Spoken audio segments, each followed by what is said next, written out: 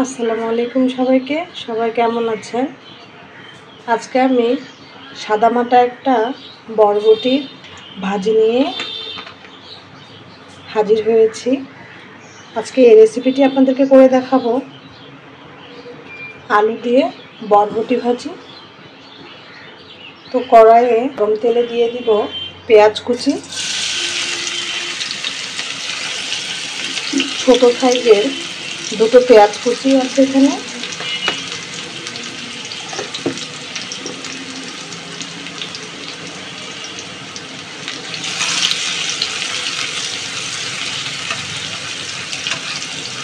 পেঁয়াজগুলো হালকা ভেজে নেব, শুধু কাঁচা গন্ধটা গেলেই হয়ে যাবে।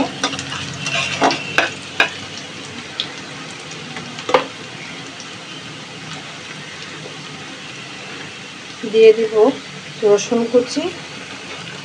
এখানে ছোট সাইজের একটা রসুন কুচানো।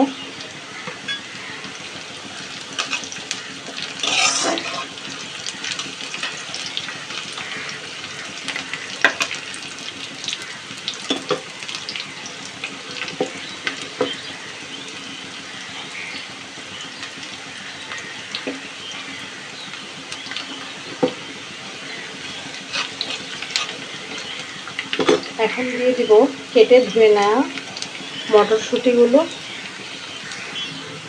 এখন ধুয়ে কেটে নেওয়া বরবটিগুলো দিয়ে দেব ভাজা পেঁয়াজের উপরে।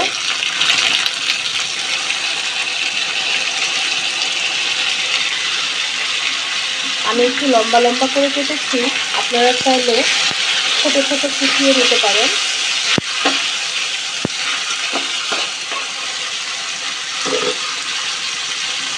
আর দিয়ে দিব এখানে কেটে ধুয়ে নেওয়া আলু।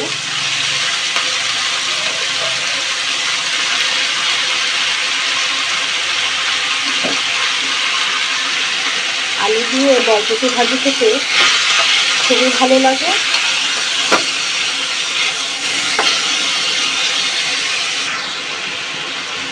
এখন দিয়ে দেব কেটে নেওয়া মরিচ কুচি,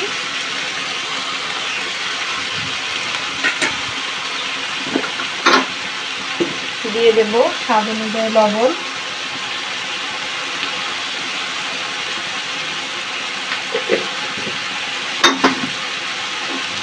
আর দিয়ে দেব হলুদ গুঁড়ি, হাফ চা চামচ দিলেই হবে।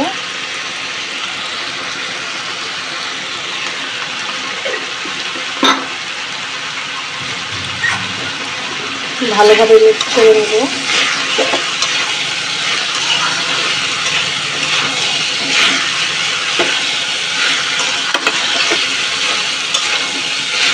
ভালোভাবে মিক্স করে ঢাকনা দিয়ে ঢেকে দেব। আর চুলার জালটা একেবারে মিডিয়াম লো আঁচে রাখবো। আর কোনো কিছুই দিতে হবে না, জাস্ট হালকা আঁচে আস্তে আস্তে নেড়ে নেড়ে ভেজে নিতে হবে ঢাকনা দিয়ে দিয়ে। তাহলেই হয়ে যাবে ঝরঝরে সাদামাটা বরবটি আলু দিয়ে ভাজি।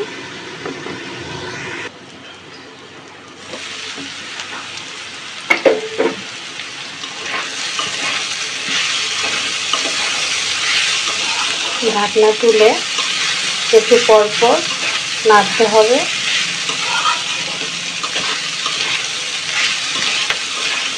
আর আলুর সাইজগুলো দেখতেই পাচ্ছেন, আমি আলুগুলো কিউব কিউব করে কেটে নিয়েছি।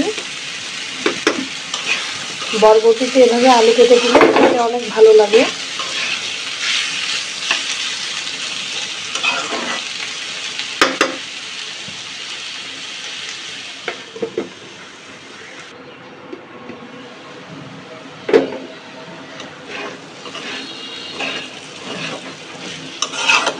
তো এইভাবে দেখবেন ভাজতে ভাজতে এক পর্যায়ে লাল লাল হয়ে এসেছে। আর কোনো কিছুই দিতে হবে না।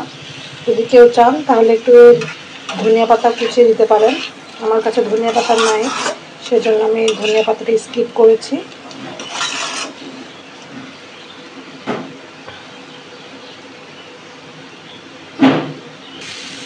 তো দেখুন হয়ে গিয়েছে আমার বরবটি ভাজি আলু দিয়ে।